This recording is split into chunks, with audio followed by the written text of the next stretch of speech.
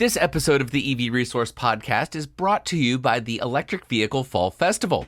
We are only a week away from the largest electric vehicle festival in the Mid-Atlantic region and the only EV festival on the East Coast that has you and your vehicle playing around a racetrack. Come have fun with us at Dominion Raceway next Sunday, September 18th, and experience the joy of your EV without the worry of blue flashing lights in your rearview mirror. If you don't have an EV yet, that's okay. We will have an EV education zone and 20 EV models to check out, including a Rivian R1T truck, Livewire 1 motorcycle, and my personal favorite, the Arcimoto FUV. Get your tickets today at electricvehiclefest.com. Coming up this week, Aptera debuts their Gamma prototype, Rivian and Mercedes launch a joint venture, Jeep has big EV plans, and more.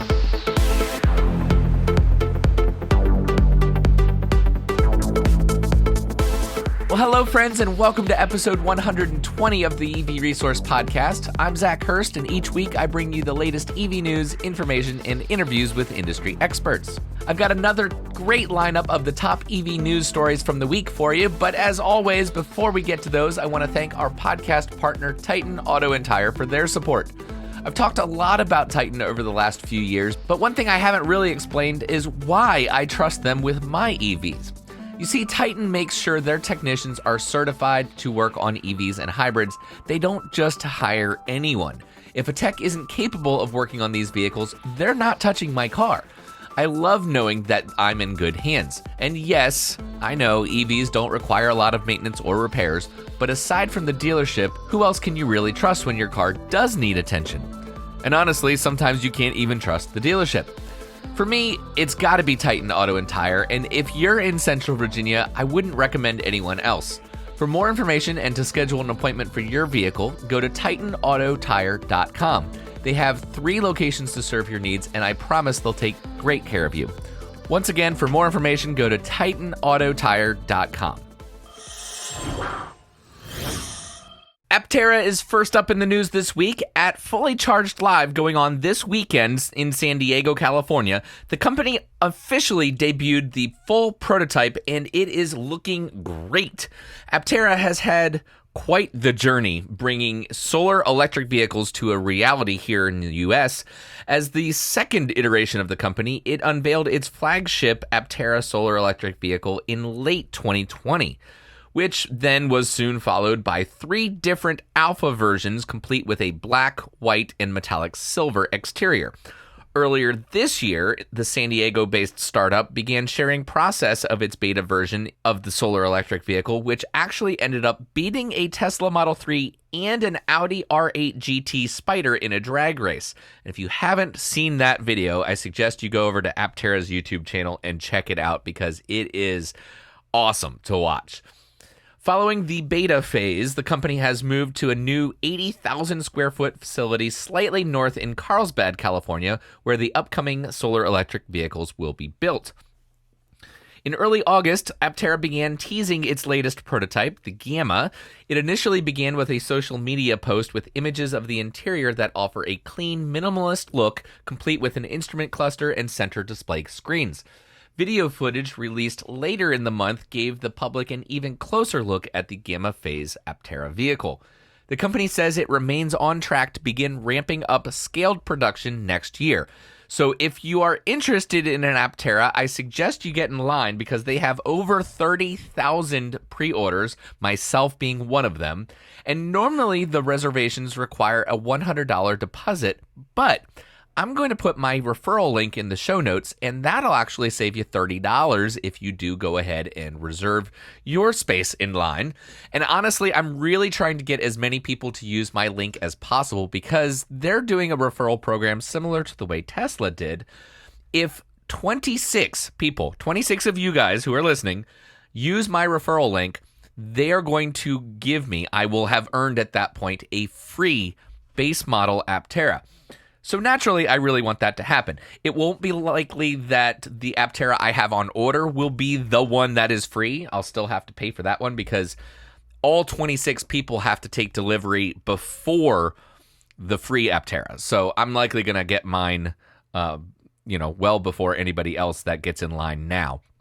But that doesn't mean I wouldn't want a second one to use either for rentals or to give away, because I do have a brother that I dearly love that would probably drive one, or sell it, who knows. But having one extra, if you will, would be pretty cool.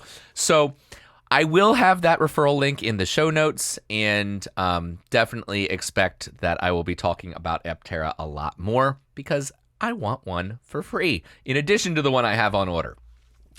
Next, GM is betting that affordable and inexpensive EVs will be the best path forward for the company. Their Ultium battery platform should pave the way for a number of EVs, and their big bet, it looks like, is going to be on the Chevy Equinox EV starting next year as a 2024 model.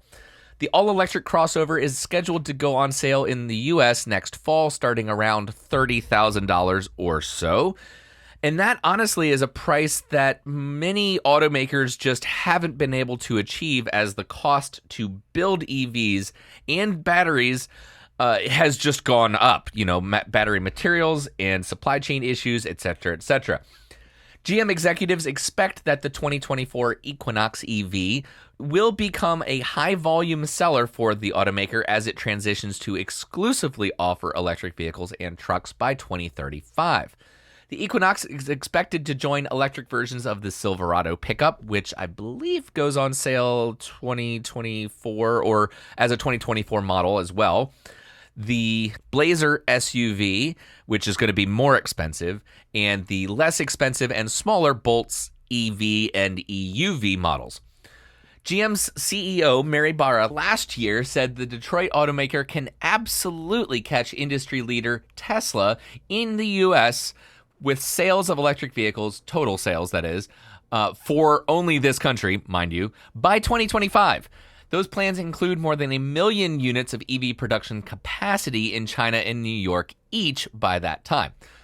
So, side note, assuming that they sell 2 million EVs in 2025 here in the U.S., do you think that'll be more than Tesla sells here in the U.S.? There's a good shot at that. On Thursday, she told CNBC's Phil LeBeau that the automaker expects to ramp up production of the Equinox EV far more quickly than its current EVs. She said the vehicle should be close to full production by the first quarter of 2024. The automaker began production of battery cells this year through a joint venture with LG Energy Solution at a plant in Ohio, speeding up EV output. 2 other U.S. battery plants are also under construction, with a 4th plant expected to be announced soon. The Equinox EV is expected to offer between 250 miles and 300 miles of range, depending on trim level and battery. Standard front-wheel drive Equinox is projected to offer 210 horsepower, 242 foot-pounds of torque, with the all-wheel drive models offering 290 horsepower and 346 pounds of torque. Despite the name, the Equinox EV shares little to nothing with the traditional gas-powered model. It has more in common with the recently unveiled Chevy Blazer, which also utilizes GM's Ultium platform and batteries. The Equinox will feature better performance than its gas-powered namesake, but falls shy of the performance of the Blazer EV, which starts at $45,000 and offers up to 557 horsepower and 648 pound-feet of torque. I want to hear from you guys on this one. Do you think the Equinox will turn the tides here in North America and allow GM to take the top spot as #1 seller of electric vehicles? Next, a partnership between 2 companies should see more electric vans hit the commercial market. Startup Rivian and legacy automaker Mercedes-Benz have launched a joint venture to produce an electric van for the European market. Both companies have signed a memorandum of understanding to create a joint venture to produce an electric van together. The deal is still subject to the relevant regulatory clearances, but if it goes through, the 2 automakers will leverage an existing Mercedes-Benz site in Central and Eastern Europe to build an all-new electric-only production facility to produce the electric van in partnership.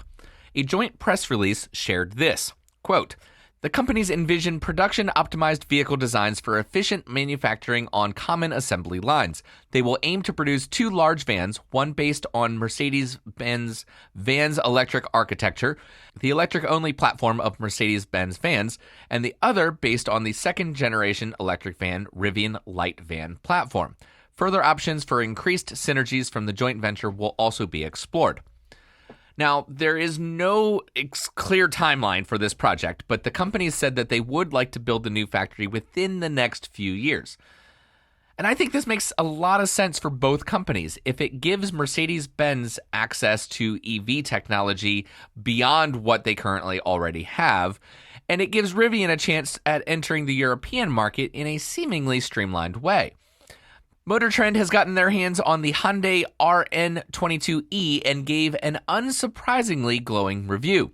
The RN22e is one of Hyundai's rolling lab cars, if you will, which would be a fully drivable concept designed to test the ideas and technologies destined to appear in future Hyundai models. In the short term, the RN22e is being used to prove out some of the hardware that will be used in the Ioniq 6-based car Hyundai will enter in next year's e-Touring Car World Cup race series. The Ioniq 6 racer will replace the Veloster N-based hatch Hyundai currently campaigns in the series and will mark the motorsport debut of the company's bespoke eGMP electric vehicle hardware. In fact, Hyundai N brand boss Till Wartenberg says the Ioniq 6 Racer means Hyundai will be the first automaker in the world to run a car built on a bespoke BEV architecture in the series. And more significant, learnings from the RN22e will also be baked into the first production performance EV coming from Hyundai, the Ioniq 5N, which is scheduled to make its debut next year. And it has been hinted that the dual-motor Ioniq 5N will pack more than 500 horsepower, and based on what MotorTrend saw out of the RN22e, they figured that's pretty much a given. They did have a lot more to say on the matter, so if you're interested in reading that article, I will have a link to that in the show notes for you. And if you want to build your own EV hypercar, the Williams F1 team would like to hear from you.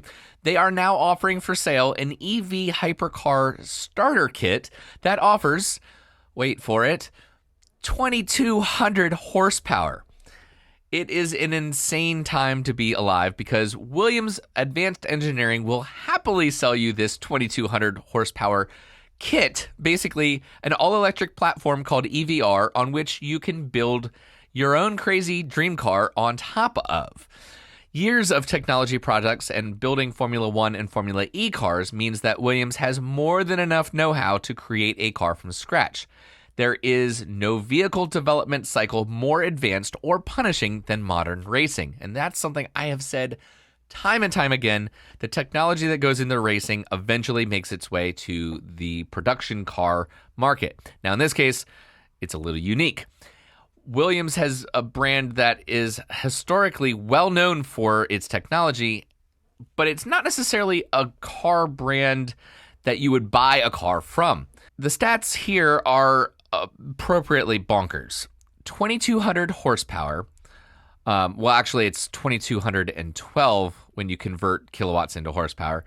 A sub 2 second 0 to 60 time. Top speed of more than 248 miles an hour and a range beyond 279 miles. And those are numbers that you would normally ignore if it weren't from, in this case, a completely reasonable source. And if you were curious, the EVR example shown by Williams is a complete chassis with a rear mid-mounted battery behind the passenger compartment. And in this version, it's an 85 kilowatt-hour battery with all the necessary management systems. And placing it behind the passengers is smart because it gives vehicle dynamics similar to most mid-engined hypercars, as opposed to a traditional skateboard approach with the batteries on the floor.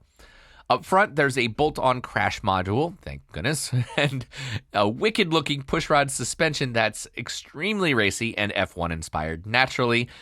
The company says they're offering the EVR in various forms. It can support a range of electric hypercar configurations from track-only vehicles where power-to-weight is maximized, and road-going models, both open-roof Targa and fixed-roof GT architectures. This is made possible by the architecture's central tub, which has been designed from day one to allow for such flexibility, including an open-roof design, while still featuring the very latest performance technology such as active aerodynamics. Again, Williams isn't going to have their own car brand. This is just white label production work for other people who will eventually add a steering wheel and whatever on top of the platform. Williams says that they can tool up a concept in 12 months and a production car in just 2 years if the checks clear. They're looking for partners, so all you need is a dream in your heart and probably a few $1,000,000 in startup capital. And what would you do with this platform? Me, I'd make an all-wheel drive convertible, something as similar to a Mazda Miata as possible. Granted, it would be a heavy Mazda Miata, and I'm not aware of any Miata with 2,200 horsepower. But still, I think you get what I mean. And the last story I have for you this week is about Jeep. The all-American brand from parent Stellantis is looking to launch 4 all-new EV models here in North America by 2025. And those are big ambitions for a company that hasn't exactly been making big moves in the EV space yet. CNBC shares Jeep plans to launch 4 new all-electric SUVs, including a luxury Grand Wagoneer and a Wrangler-inspired off-road vehicle called the Recon. The quintessential American SUV brand announced the new vehicles Thursday, along with plans for half of its U.S. sales and all of its European sales to be all-electric vehicles by 2030. The sales targets are in line with prior ones announced by Jeep's parent company Stellantis. Jeep executives said the new EV models will be additions to the brand's lineup, not replacements for current models such as the flagship Wagoneer Off-Road. The announcements make for Jeep's most detailed and aggressive electrification plans to date. Previously, the brand was largely focusing on plug-in hybrid models that offer all-electric driving in addition to a traditional internal combustion engine. Jeep's CEO said during a media briefing that the company plans to achieve a goal by 2025 to become the global leader in SUV electrification. The Recon, which will be a brother to the Wrangler, and the electric Grand Wagoneer, called the S, are expected to go into production in 2024. The automaker is targeting a range of 400 miles on a single charge, 600 horsepower, and a 0 to 60 time of around 3.5 seconds for the Grand Wagoneer S. The brand did not announce performance expectations for the Recon beyond saying it will offer Wrangler-like off-road capability. And honestly, I think Jeep may be the one brand that is keeping Stellantis alive at this point. And if they want to get on with this EV plan, naturally, I'm all for it. All right, so that's your show for this week. Thank you so much for listening. Please share this with your friends and anybody that you know that is interested in electric vehicles. If you want to listen to any of the previous shows, you can find them on our webpage under the podcast section and on many of the major podcast platforms. And if you want more EV resource content, and honestly, I don't blame you, I encourage you to check out the YouTube channel as well as sign up for the monthly digital magazine. If you haven't already, subscribe to the YouTube channel, click like and leave a comment on every video, and watch every video all the way through at least 2 times. No, I'm just joking, of course, but if you do want to take in your EV content through your eyes and not just your ears, then the EV Resource YouTube channel is there for you. We just passed 2,000 subscribers this week, and things are getting ready to heat up. That's all I'm going to say for now, but if you aren't subscribed, you likely won't find out about any of the upcoming videos. If you enjoy the podcast and feel like I've earned your support, you can head over to patreon.com/EVResource. Tiers start at $5 or $10, but you can always choose your own custom monthly amount. $5,000 a month is perfectly acceptable to me. No. I do want to thank Rajeev, Narayan, and Christopher Hall for leading the pack at the producer level. In all of these tiers, you get different perks and benefits, and one of them is a monthly chat with yours truly via Zoom, and that's kind of like a water cooler chat. So imagine you're at the EV Resource office, and there's a water cooler, even though there isn't, but pretend there is, and we're all just standing around having a conversation about electric vehicles. That's kind of what it's like, except you don't have to be here. You can be anywhere in the world. Aside from that, of course, you get your name read out every week at the executive producer level, and there are other benefits that I'm working on. So if you think you like what you're hearing and you want more of it and you want to kind of give a little bit back, because of course this is a free podcast, then head over to patreon.com/EVResource and check it out. I invite your feedback via email to hello@ev-resource.com. The dash is very important, otherwise you won't get it to me. And you can always find EV Resource on social media as well, like Facebook, Twitter, Instagram, and LinkedIn. And that is all for this podcast. So thank you so much for being with me. And I probably won't catch you next week. I don't think I'm going to make a podcast because, of course, we've got the event, the Electric Vehicle Fall Festival. And naturally, I'm going to be busy at that.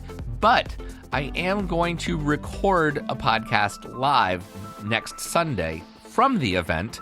So as soon as I find time the following week to do all the editing and whatnot, then I will get that posted or uploaded.